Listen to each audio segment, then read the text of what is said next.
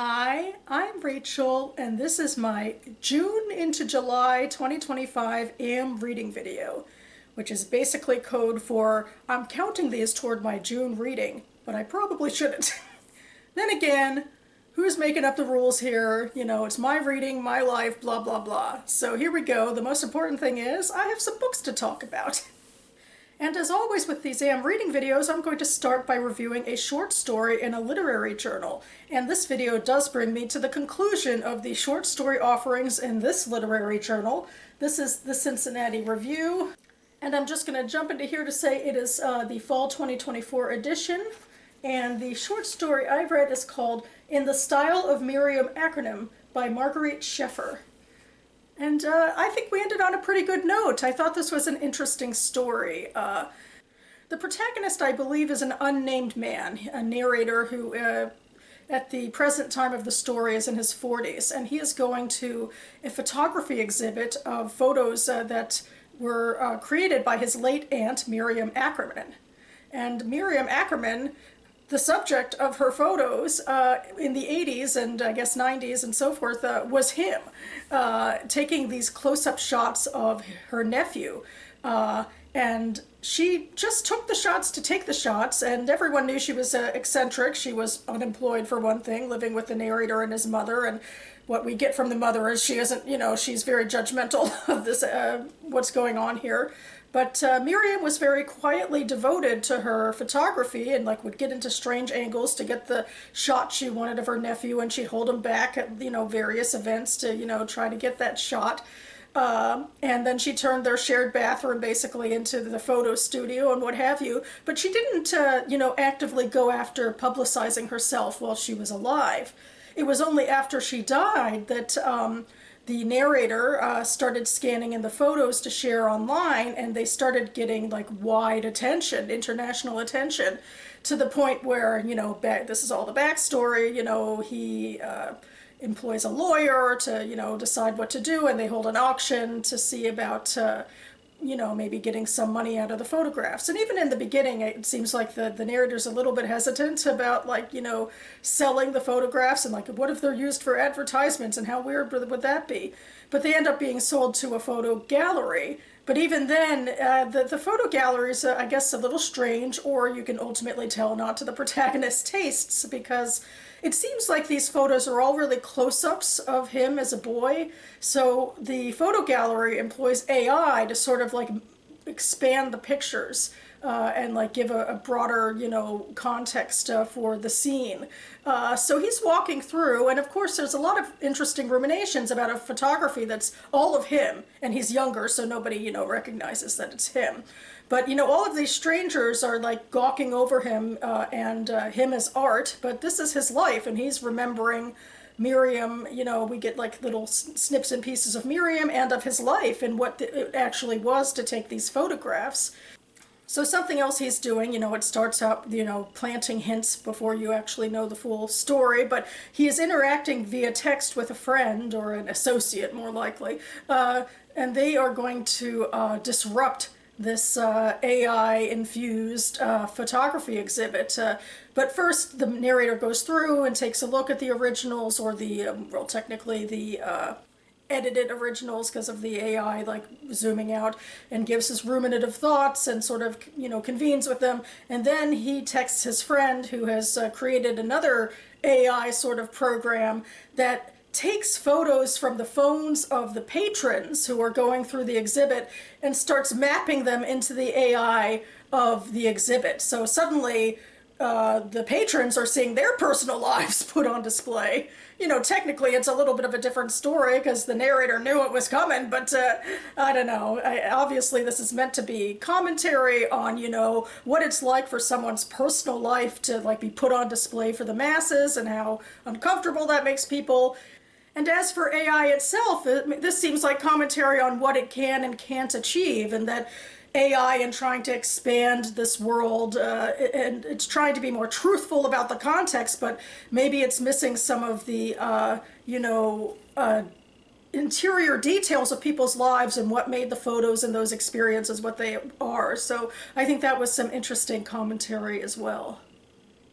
The first novel I finished is Signal Fires by Dani Shapiro, and going back to my last damn reading video, I just come off of reading a bunch of like politically heightened novels. They, followed families, but the plots were fraught with, displacement and war, and, how they interacted with these broader, like, geopolitical events. This story is, in a lot of ways, or at least some ways, a lot more domestic and a lot more narrow, taking place largely just on one, block. On Division Street, which I think is supposed to be upstate New York, although in a way that doesn't matter. It's just a suburban, street that our protagonists live on between 1985, well, technically before 1985, and into the 2020s. But the action of the story, well, it jumps around a bit, and like the first major crux takes place in 1985 when the Wolf family comes under scrutiny because the two teenage children are drinking, and the underage one is driving the car, and they kill their passenger and neighbor, or Mitzi Zimmerman. And actually, we kind of covered that a little bit in the page 112 tag, ruminating on what happened there. And, it's just close-up shots. The major protagonists are Dr. Wilf, Dr. Benjamin Wilf, and his wife, Mimi. And then also the two children as they grow, Sarah and Theo. And then really what you wouldn't have been able to tell from the cover copy or the page 112 that I've read is that some significant characters are some neighbors who move in well past the car crash. And those neighbors are Shankman, he doesn't go by his first name, so I'll just call him Shankman, and his wife Alice, and they move in shortly before they give birth in 1999 to their son Waldo, and it happens to be a sudden at-home premature birth, and Dr. Wilf tends just walking outside, and he's their neighbor, and he comes in to help with the birth, as you do. And then we jump into, the 2010s and 2020s. These are mostly specific dates we're jumping to, either, following the birth of Waldo, or also there's a couple of deaths, like Mitzi's death, and also the deaths of other characters and how they bind the characters together in strange ways. And Shapiro really is trying to make some macro commentary where I feel like maybe things go off the rails a little, where, well, Waldo, for one thing, is a budding astronomer, and he'll ultimately become an astrophysicist, the story tells us, although we don't really explore that part of his life. And so he starts ruminating on sort of the cosmos and how big it is and how connected we are, and how, even after death, people's energy lives on, and there's ruminations about how Mitzi might live in the tree, well past her death. And that really kind of got to me in a little bit, because talk about a fridged character, a treed character, because she didn't even exist as a person before this. She only is a catalyst for the other characters. We don't get to know her at all. We know more about her parents. All we know about them is that they're divorced, and the father moves on to another marriage and the mother doesn't. That's about it. And so it's like, it's offensive in a way, or I don't know, maybe I'm taking it too far with that, but, it's not a character. How can you say her, talk about her life in this way when we didn't even know her? And I don't know, these ideas, these grand ideas about the cosmos and connection, they can work. I remember one of the BookTube Prize books I read for the Octafinals went into similar territory with astronomy and with the connection of people. And for the most part, I liked that book a little better. I think maybe the characters and the situations popped a little more. Although even that novel had a situation that went off the rails, one subplot that went off the rails, so what do you know? So I guess, looking back, that's kind of what I remember of this. I'm being a bit critical of it, but I think in the moment we're like so tight in with these characters, and I think she drew the characters, Shapiro drew the characters pretty well, and they were sympathetic.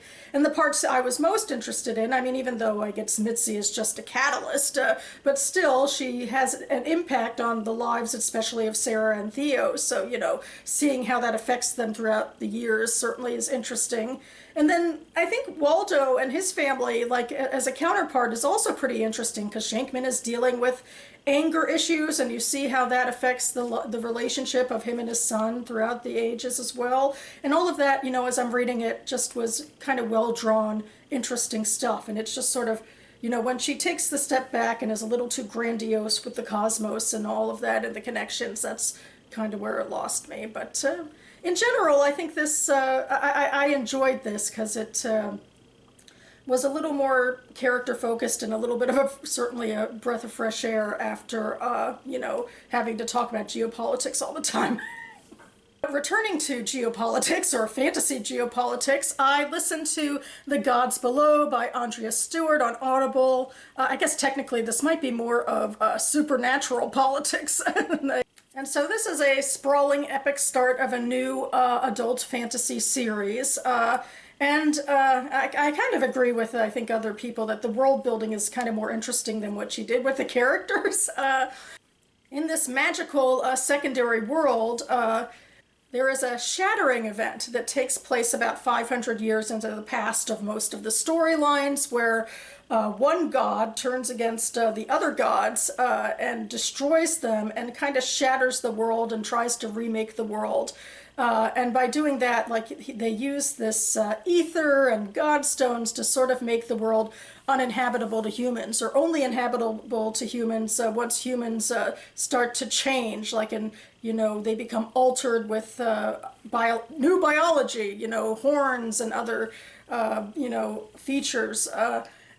And these events, you know, he calls restoration. So he goes, like, kingdom by kingdom or town by town and restores them with, like, a magical storm that comes in, and everyone who can't get out and escape is thus altered.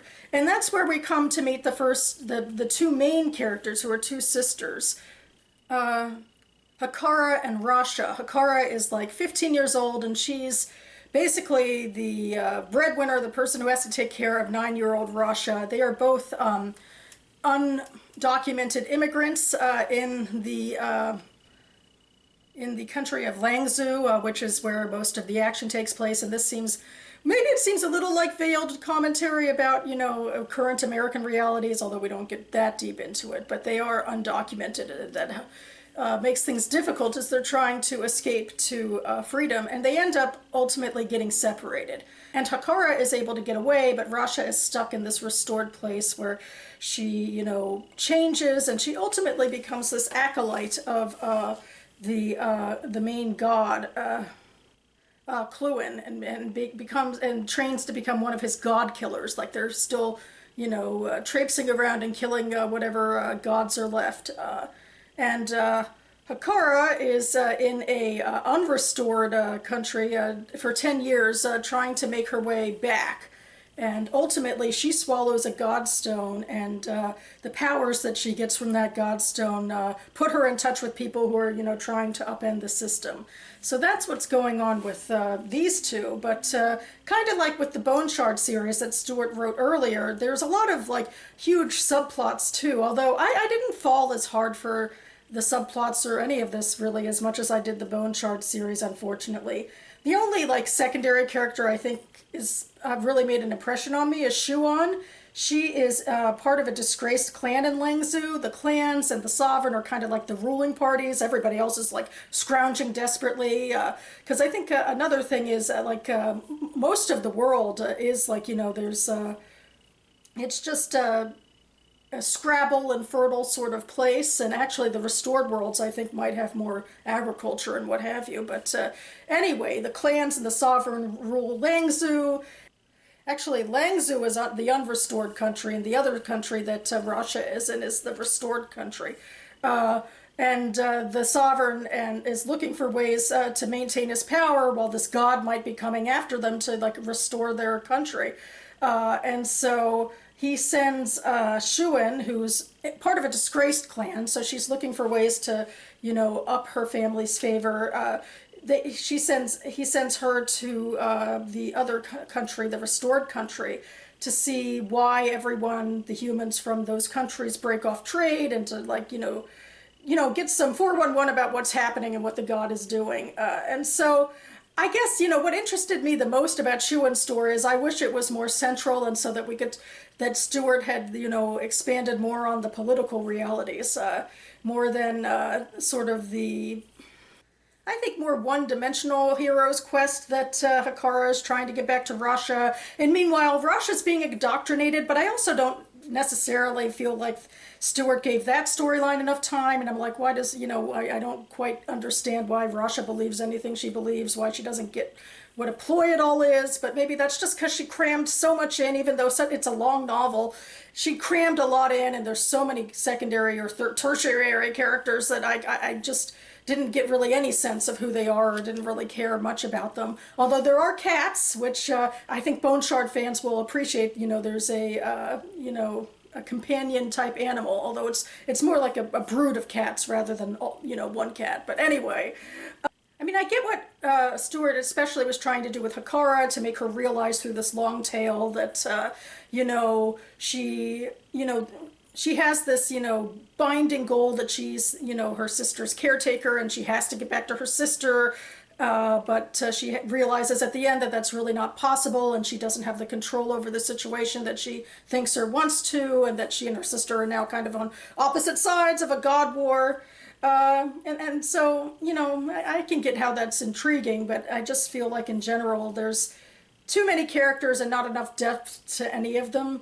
And I also, it's interesting, I guess just because I'm writing about gods and culture in my fantasy novel and how different it is with Stewart's, it feels more like these are like supernatural creatures who are only like vaguely related to the mortals. Like, well, or at least it's less about the culture that humans create, and it's more about how the gods impose themselves. And we get like some very vague reference to priests and that sort of thing. But I don't know. It's just it's a different focus than focusing on human politics and human culture. So I just thought that was interesting, because I'm always intrigued when gods are part of fantasy stories, but it might mean different things to different writers. But now I feel like I'm in a hard place, because I'm not sure I really want to go on with this story. But the second book is coming out at the end of the year, and I even talked about it in my mid-year check-in freakout tag. So I don't know, should I go on or not? But in all honesty, I feel like this one, it had a lot of intriguing world-building elements, but it was overwhelming in general with how much was crammed in, and the characters left a bit to be desired. And finally, well, I'm not finished with this book, but I hope to be pretty soon. This is Fagin the Thief by Allison Epstein. And I really think and hope I'm ending on a high note here, even though I'm not that far into it yet. But generally speaking, any of us familiar with Oliver Twist by Charles Dickens might understand the contours of this novel, because one of the antagonists of Oliver Twist is Fagin, who is who organizes the group of pickpocketing homeless boys in the London Victorian streets that Oliver becomes a part of.